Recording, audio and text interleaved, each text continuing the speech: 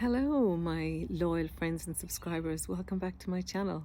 Thank you for joining me. I hope this finds you well. I simply couldn't resist giving this week's blog the title that I did because it accurately captures the moment. I've reached the big 9-0 in blogs, and it happens to coincide with me throwing myself into all sorts of adventures, hence why I'm up to 90. I read an article in the Irish Times ages ago that looked at Irishisms, and up to 90 was described as follows: stressed out, agitated, unbelievably busy. It could mean 90 miles per hour, or reaching boiling point, or with a heart rate of more than 90 beats per minute. For some reason, up to 90 tends to be used more by Irish women than men. I wonder why that is. Well, they do say that if you want a job done, ask a busy woman. And there you have it. Except I'm not at all agitated. I prefer to think that I'm more excited. Excited to be living my best life, doing the things that make me feel like I'm making the most of the time that I've got left on this beautiful planet. I don't know exactly how long that is, but I can assure you that I will not be allowing any room for regret. I keep in mind what I've learned from others, that when people reach the end, it's the things that they didn't do which they regret the most. I remain mindful to beware the barrenness of a busy life, which is why I only do the things that are important and meaningful. You know the answer. So on that note, what is it in your heart that you want to do before your time is up? Only you know the answer to this. You are the expert in your life, and never let anyone tell you different. Turning inwards, away from the external influences of other people's lives, will bring us closer to the truth of what it is that gives meaning to our lives. We don't all want the same things, hence why only you can figure this out. I see people posting stories of their globe-trotting. Others post photos of their food and wine at expensive venues. Or there are those who love to celebrate their big achievements, like completing an Ironman. Or someone else might have overcome some major challenges to their well-being. I'm all for sharing in their celebrations, but it's hard to fully do this if your heart is full of yearning. You can either stay stuck in your limited mindset of not believing that you too can have something to celebrate, or you can be inspired enough to follow your heart. I wrote this on the bus this morning while taking an appointment in the city. I'm juggling a few balls at the moment, so I have to do what I can when I can. I'm not complaining, far from it.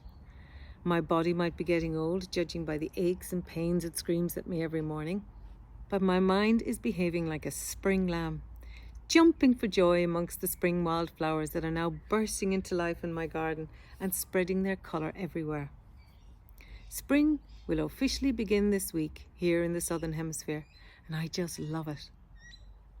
It really is a time of rebirth and a chance to reset after a winter of doing less. I wrote a few months ago about the importance of being still, how it allows us to gather our energy and decide where we want to send it. Thanks to my daily meditation practice, I'm beginning to see my true desires emerging from the chaos that is this crazy, fast-paced life that has taken hold of us. I know what I want now, more than I ever did. Write to be fulfilled. For me to write, I need to feel inspired. If I don't write, I don't feel fulfilled. I'm discovering that to do anything meaningful, we all need some inspiration. So where does it come from? For me, it comes from a number of sources, as I'm sure it does for you too. I take my greatest inspiration from magical and joyful experiences such as a beautiful sunset, or the dew on a leaf in the peace of the early morning. The way a cow encourages its calf to nuzzle into it in a protective way. The stars in the night sky, or in the simple way my husband takes my hand sometimes without uttering a word. These experiences make me feel hopeful. They fill me with a sense of connection. They light a fire inside of me. How is your fire doing right now? Does it need stoking? Are you doing something that might be putting it out or letting it get out of control? Take a moment to look inside and ask yourself, are you tending to the fire that is your fuel, the thing that gives you the drive to live your life your way?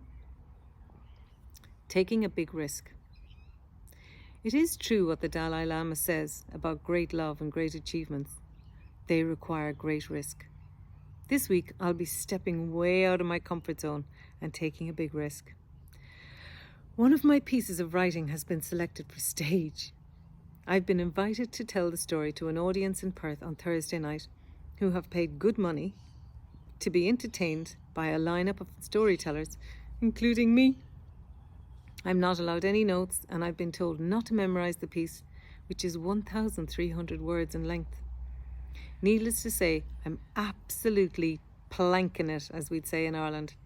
It really does feel as though I'll be walking the plank and taking a plunge into the deep water.